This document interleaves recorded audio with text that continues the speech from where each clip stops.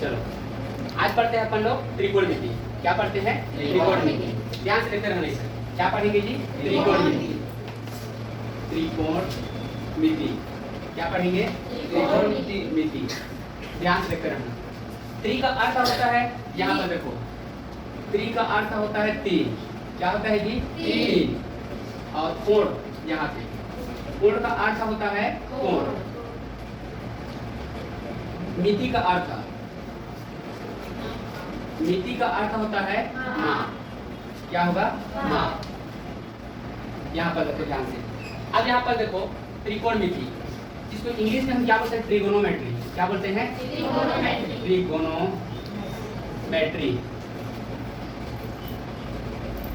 तो ट्री का अर्थ होता है तीन। ट्री का अर्थ होता है तीन। गोनो, गोनो का अर्थ होता है भुजा। क्या होता है? भुजा। मेट्री, मेट्री का अर्थ होता है माप। क्या होता है? माप। याद रखना। तो सबसे पहले हम देखते हैं ऐसी आकृति। देखो ध्यान से देखते रहो। मान के चलो मैं इस तरीके से क्या ले लेता हूँ? आकृति ले लेता हूँ, और इस तरीके से आकृति ले लेता हूँ, इस तरीके से। तो अब इसको मैं एक नाम दे देता हूँ। क्या दे देता हूँ जी? A B C. A B C. क्या क्या नाम दे दिया मैंने? A B C. A B C हो गया। अब यहाँ पर देखो ध्यान से देखते रहना। त्रि का अर्थ होता है तीन, कोण का अर्थ होता है कोण, और मिति का अर्थ होता है माप। देखो त्रि मतलब क्या होता है? तीन, और गोनों का अर्थ होता है भुजा। देखो यहाँ पे एक कोण बन रहा है, यहाँ भी एक कोण बन रहा है, यहाँ भी एक कोण बन रहा है। तीन कोण बन गए अपने पास। देखो ये पहला कोण है आपका, ये दूसरा कोण है, और ये आपका तीसरा कोण हो गया। अब यहाँ पर देखो तीन कोण, और हमारे पास देखो ए सी एक भुजा है, ये पहली भुजा है। यहाँ से यहाँ तक क्या है? ये आपका ये पहला भुजा है, और ये क्या है? आपका दूसरा भुजा है, और ये क्या है? आपका तीसरा भुजा है। ये क्या है? तीसरा भुजा। तो अब बताओ इसी का हम क्या करते हैं? माप करते हैं। मतलब तीन भुजा और तीन कोण की हम क्या कर रहे हैं? माप कर रहे हैं। उसी को क्या बोला जाता है? त्रिकोणमिति कहते हैं। क्या मिति कहते हैं? त्रिकोणमिति। याद रख पाओगे? देखो ऐसी बंद आकृति जिसमें तीन कोण व तीन भुजा की क्या की जाती है? माप की जाती है। क्या कहलाता है? त्रिकोणमिति कहलाता है। याद रख पाओगे ना? चलो अब हम देखते हैं यहाँ पर त्रिकोणमिति तो हो गया। अब त्रिकोणमिति, अब यहाँ पर देखते हैं क्या इसमें त्रिकोणमिति लागू किया जा सकता है? क्या इसमें त्रिकोणमिति लागू किया जा सकता है? अब यहाँ पर देखते हैं। तो सबसे पहले हम देखते हैं यहाँ पर देखो त्रिकोणमिति। त्रिकोणमिति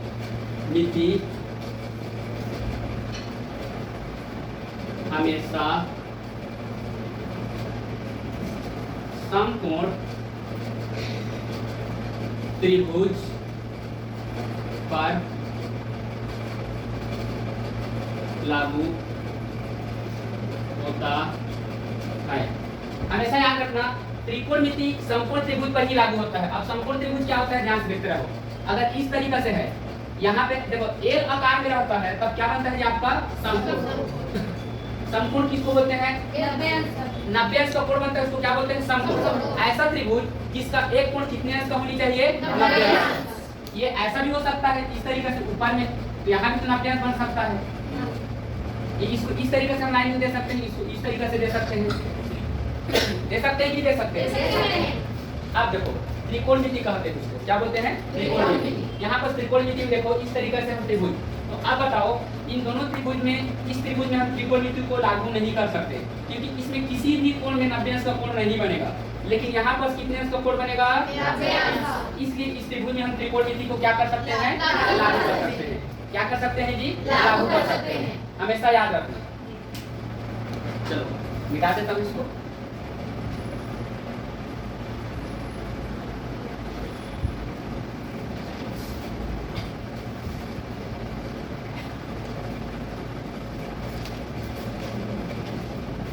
अगला देखते हैं।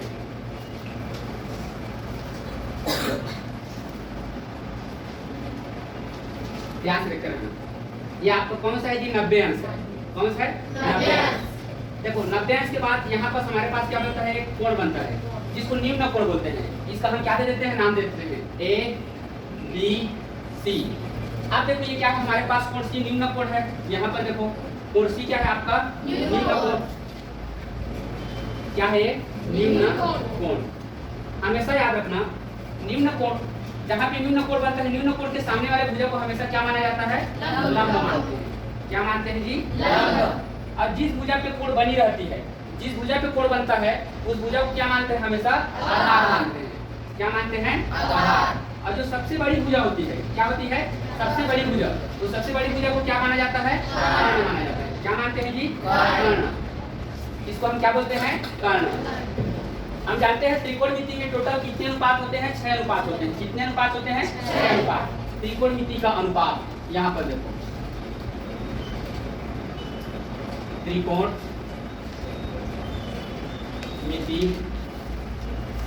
का अनुपात। त्रिकोणमिति का अनुपात हमारे पास पहला साइन थीटा, दूसरा कॉस थीटा, तीसरा हमारे पास क्या हो जाएगा, टेन थीटा, चौथा कॉट थीटा, पांचवा क्या हो जाएगा, सेक थीटा, और छठवां क्या हो जाएगा हमारे पास, कोसेक थीटा। क्या हो जाएगा, कोसेक थीटा। मैं आप लोग को एक सूत्र बताता हूँ। Sine theta, cos theta, tan theta, cot theta, sec theta और कोसेक थीटा, इसको समझने के लिए सबसे पहले मैं एक छोटा सा ट्रिक बता रहा हूँ। क्या बता रहा हूँ, ट्रिक।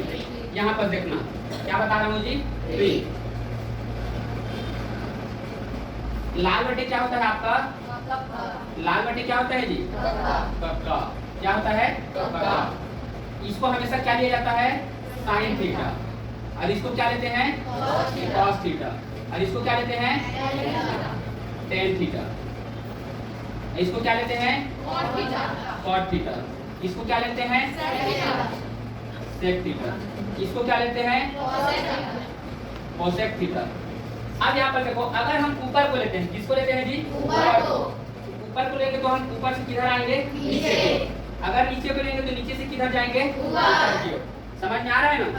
अब यहाँ पर देखो, हम साइन थीटा को लेते हैं, तो साइन थीटा बराबर कितना है हमारे पास, लंब। यहाँ पे क्या है हमारे पास, लंब। बटा है, बीच में क्या है, बटा। देखो इसको हम 3 भाग में क्या कर देते हैं, इस तरीके से बांट देते हैं। ये लंब बटे क्या हो गया, कर्ण। होगा कि नहीं होगा, बराबर क्या हो जाएगा, इसका अनुपात निकालेंगे तो a अनुपात k। अब उसी प्रकार से कोसेक थीटा, तो कोसेक थीटा का आधार बटे क्या हो जाएगा, आधार बटे बराबर आधार अनुपात कितना हो जाएगा, कर्ण। समझ रहे हो ना। उसी प्रकार से हमारे पास टेन थीटा का कितना हो जाएगा, लंब बटे आधार। तो इसका अनुपात क्या हो जाएगा, लंब अनुपात कितना हो जाएगा, आधार। और कॉट थीटा, तो कॉट थीटा का कितना हो जाएगा, आधार बटे आधार बटे कितना हो जाएगा जी, आधार का मान कितना, आधार को हम क्या लिख सकते हैं, आधार अनुपात लंब। अब उसी प्रकार से क्या हो जाएगा, सेक, सेक का क्या हो जाएगा, कर्ण बटे क्या हो जाएगा, अपने पास कर्ण अनुपात कितना हो जाएगा, आधार। होगा कि नहीं होगा, उसी प्रकार से हम किसको लेंगे, कोसेक। तो कर्ण बटे क्या हो जाएगा, कर्ण बटे तो अपने पास कर्ण अनुपात कितना हो जाएगा, लंब। होगा कि नहीं होगा, इस तरीके से। चलो अब हम देखते हैं कि साइन थीटा किसे कहते हैं। क्या देखेंगे जी, साइन थीटा। साइन थीटा किसे कहते हैं, ध्यान से देखते रहना साइन थीटा को।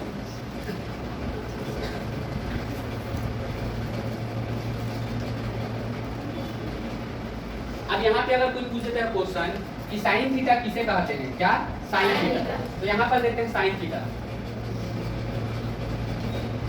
साइन थीटा बराबर लंब बटे क्या होता है, कर्ण। अर्थात इसको मैं क्या लिख सकता हूँ, लंब अनुपात कर्ण। लंब अनुपात कर्ण लिख सकता हूँ, लिख सकता हूँ, बताओ लिख सकता हूँ ना। अब यहाँ पर देखो, ध्यान से देखते रहना इसका परिभाषा। यहाँ पर देखो, लंब का मान और कर्ण का मान किसकी वजह से दिया गया है, आधार किसको माने हैं, थीटा को, निम्न कोण को। किसके सापेक्ष में इसको माने हैं, निम्न कोण के सापेक्ष। और ये किस प्रकार का त्रिभुज है जी, तो यहाँ पर देखो, किसी समकोण त्रिभुज में, ये समकोण त्रिभुज है कि नहीं है? इसी समकोण त्रिभुज में निम्न कोण के सापेक्ष, इसके सापेक्ष निम्न कोण के सापेक्ष, निम्न कोण के सापेक्ष लंब बटे कर्ण, क्या है जी? लंब बटे कर्ण के अनुपात को साइन थीटा कहते हैं। क्या बोलते हैं? Sine theta. साइन थीटा कहते हैं। हो गया? यहाँ पर देखो ध्यान से, किसी समकोण त्रिभुज में, ये समकोण त्रिभुज है कि नहीं है? किसी समकोण त्रिभुज में निम्न कोण, क्या कोण है हमारे पास? निम्न कोण। तो किसी समकोण त्रिभुज में निम्न कोण के सापेक्ष लंब बटे कर्ण, लंब बटे कर्ण है कि नहीं है? लंब बटे कर्ण के अनुपात को क्या बोला जाता है? Sine theta. चलो हम इसका परिभाषा तो बता चुके, अब हम देखते हैं cos थीटा। cos थीटा की परिभाषा कैसे निकालेंगे? यहाँ पर देखो, ये समकोण त्रिभुज है तो किसी समकोण त्रिभुज में, ध्यान से देखते रहना, किसी समकोण त्रिभुज में निम्न कोण के सापेक्ष आधार बटे कर्ण के अनुपात को क्या कहा जाता है? cos theta. सेम परिभाषा है, बस चेंज कहाँ पे हो रहा है? चेंज यहाँ पे हो रहा है, यहाँ पे खाली अनुपात में क्या हो रहा है? चेंज। बाकी सबका परिभाषा क्या है?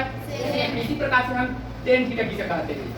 किसी समकोण त्रिभुज में निम्न कोण के सापेक्ष लंब बटे आधार के अनुपात को क्या कहा जाता है? tan theta. उसी प्रकार से इसका निकाल लेना, इसका निकाल लेना, इसका निकाल लेना, परिभाषा सेम है, बस अनुपात क्या हो जाएगा? चेंज हो जाएगा। क्या हो जाएगा जी? चेंज हो जाएगा। समझ रहे हो ना? चलो आगे बढ़ते हैं, ध्यान से देखते हैं।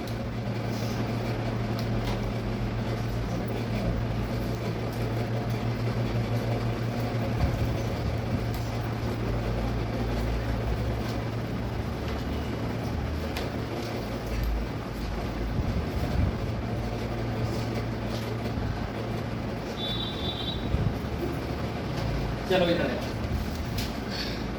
पाइथागोरस प्रमेय, पाइथागोरस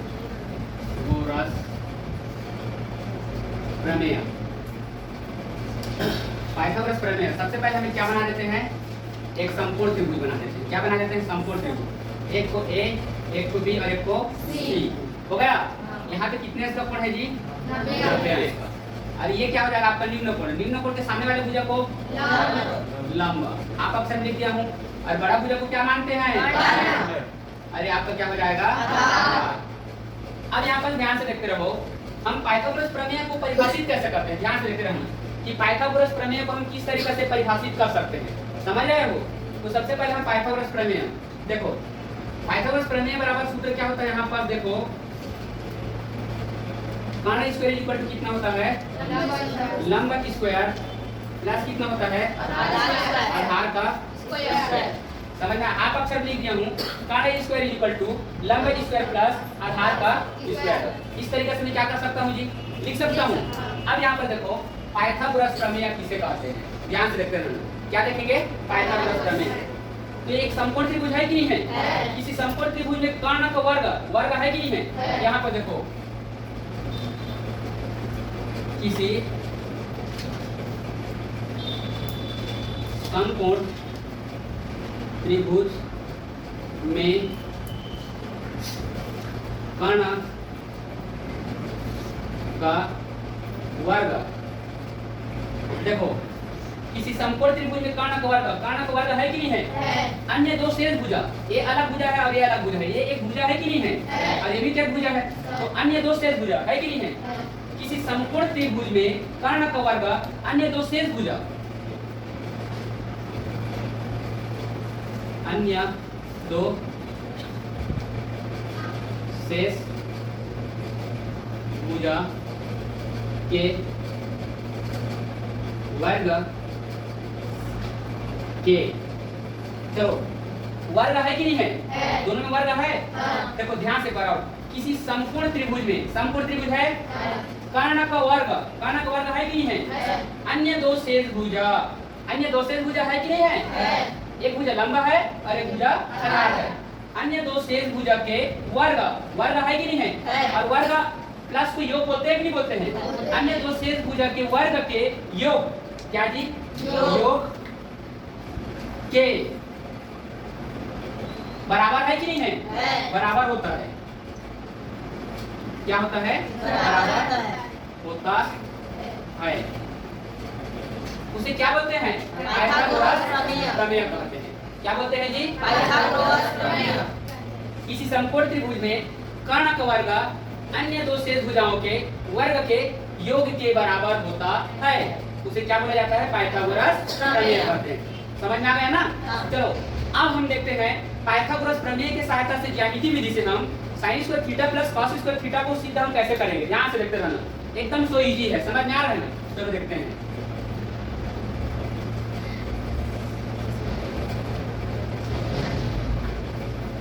देखो एक क्वेश्चन बनाते हैं, इससे क्या बनाते हैं जी, क्वेश्चन।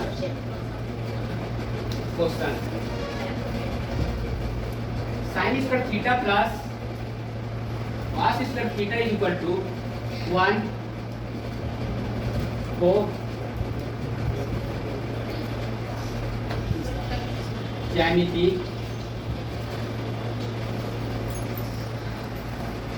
विधि से सिद्ध कीजिए।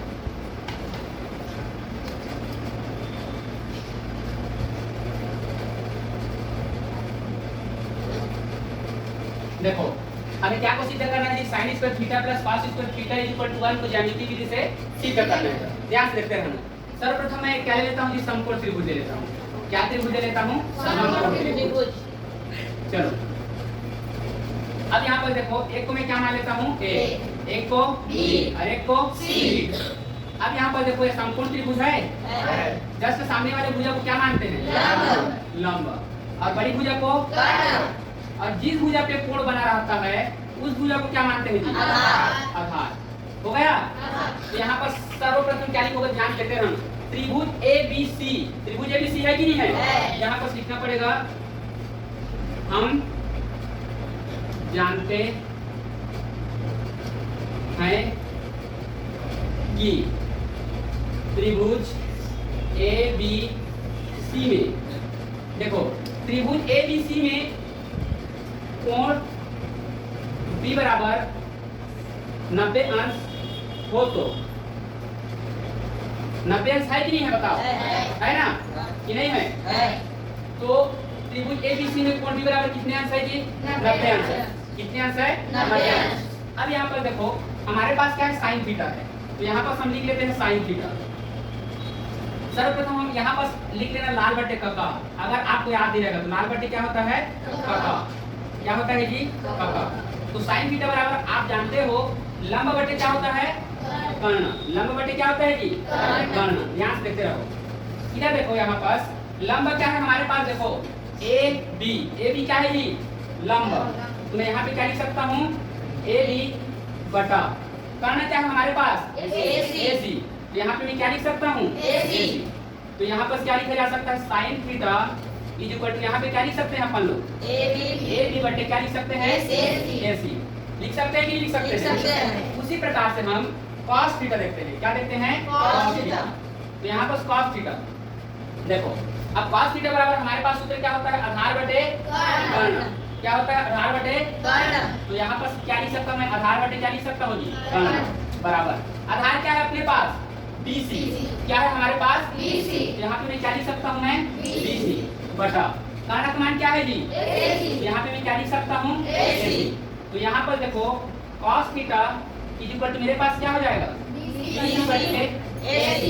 क्या हो जाएगा, BC बराबर कितना हो जाएगा जी, AC। इतना सबको समझ में आ गया होगा। चलो आप देखते हैं त्रिभुज ABC में पाइथागोरस प्रमेय से, यहाँ पास त्रिभुज ABC में पाइथागोरस प्रमेय से तो पाइथागोरस प्रमेय का सूत्र क्या होता है, यहाँ पर देखो कर्ण स्क्वायर इज इक्वल टू लंब स्क्वायर प्लस आधार का स्क्वायर। अब यहाँ पर देखो कर्ण हमारे पास क्या है जी, AC करना क्या है अपने पास AC है कि नहीं है? यहाँ पर मैं क्या लिख सकता हूँ AC स्क्वायर इक्वल टू लंब क्या है अपने पास AB, तो यहाँ पे मैं क्या लिख सकता हूँ जी AB स्क्वायर प्लस आधार क्या है अपने पास BC, तो यहाँ पे मैं क्या लिख सकता हूँ BC स्क्वायर। आप देखो हमारे पास दो पक्ष प्राप्त हुआ है। कितने पक्ष प्राप्त हुआ है? दो पक्ष। देखो कैसे दो पक्ष प्राप्त हुआ है? एक पक्ष LHS है और एक पक्ष RHS है। दो पक्ष है कि नहीं है? एक पक्ष क्या है आपका LHS, सेकंड पक्ष क्या है आपका RHS। दो पक्ष है कि नहीं है? अब यहाँ पर देखो दोनों पक्षों को हम देखते हैं। सबसे पहले अगर मैं इसको लिखना चाहूँ तो इस तरीके से लिख सकता हूँ क्या? देखो तो यहाँ पर इसको इस तरीके से लिखा जा सकता है क्या? AB स्क्वायर अपान क्या लिख सकते हैं? AB square plus BC square equal to AC square. इस तरीके से भी हम लिख सकते हैं। बात देखिए है ना। अब यहाँ पर देखो हम जितने भी लाए हैं, देखो साइन थीटा को देखो और कॉस थीटा को देखो। साइन थीटा के नीचे में क्या है अपने पास? देखो साइन थीटा के नीचे में AC है और कॉस थीटा के नीचे में क्या है AC। हमेशा याद रखना अनुपात दो के बीच में ही निकलता है। कितने के बीच में निकलता है? दो के। अब उस देखो नीचे में जो भी आएगा उसको वर्ग करके दोनों पक्षों में भाग कर देना है। क्या कर देना है? भाग कर देना है। मान के चलो इसके नीचे में आपका AC है और इसके नीचे में BC है, तब गलत हो जाता है। क्या हो जाता है? और हमेशा याद रखना यार, अगर यहाँ पे AC आ रहा हैとनीचे में भी AC आएगा, अगर नीचे में AB आ रहा है तो नीचे में भी इसके क्या आएगा? AB आएगा। समझ रहे हो? तो अब यहाँ पर दोनों पक्षों में ध्यान देते रहना।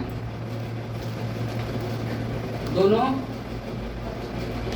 पक्षों में AC स्क्वायर का भाग देने पर, क्या देने पर? भाग देने पर ध्यान से देते रहना। दोनों पक्षों में हम क्या करेंगे जी? AC स्क्वायर का भाग देंगे। अब यहाँ पर देखो AB स्क्वायर अपान कितना हो जाएगा हमारे पास?